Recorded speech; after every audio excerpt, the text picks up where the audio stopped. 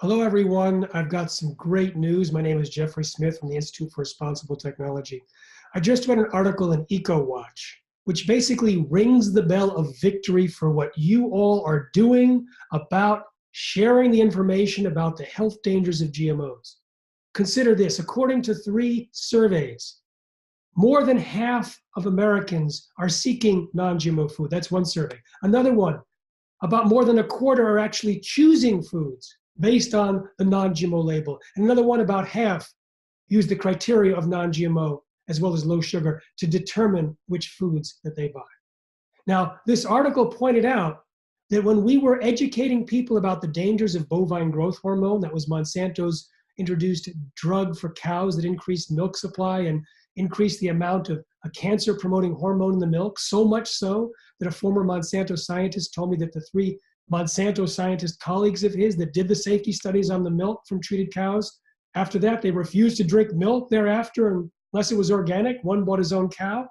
Well, we were educating people about the increased cancer hormone and the increased pus in the milk. And the industry just rolled out the big guns. They created a front group called AFACT, pretending to be from the dairy industry, saying, oh no, that was all deceptive labeling. Well, the RBGH got kicked out of most American dairies, and that AFACT organization also plunged. But now there's a new organization also claiming to be part of a front group for dairy, and that they call it Peel Back the Label. Now, who are they targeting? Dannon. Why? Because Dannon has committed to non-GMO project verified yogurt, which means that the animal feed being fed to those dairy cows has to be non-GMO. This has been the saving oasis for the biotech industry, the animal feed. In Europe, they got rid of GMOs more than a decade ago, but still more than half of the animal feed is genetically engineered. So kudos to Dannon for going non-GMO in the animal feed. And of course, this is where they're trying to drive a stake into Dannon and into consumer confidence. So they describe Dannon's declaration of non-GMO project verified as deceptive, fear-based marketing that is confusing consumers and damaging to the environment. So you and I both know this is not true. This is just PR bull by Monsanto.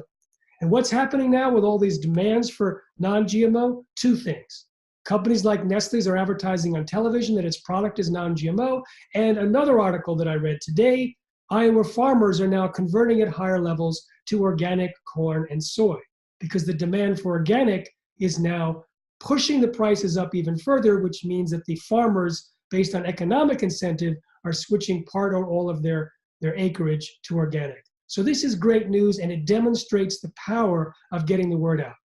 So you can click below to go to see these articles, but I would like to recommend that you actually become more vigilant at sharing the information about the dangers of GMOs.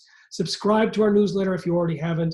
Go to non-GMOsimprovehealth.com. You'll find a new article there showing that over 3,000 people reported improvements in 28 conditions when they switched to a non-GMO and largely organic diet. And there's an interview there with a pediatrician describing the changes she's seen in her practice. I'm giving away an ebook, the Genetic Roulette book, which is powerful around the world, and now you get it for free, also on that same site, non-GMOsimprovehealth.com.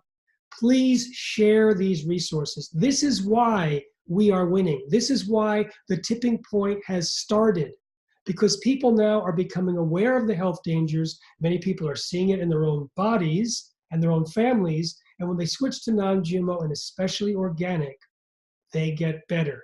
We need to get the word out farther and wider than ever before to nail the coffin shut. We are winning, but the biotech industry is taking out all the stops and doing everything they can to try and call people like me who are demanding more science, they're calling us anti-science.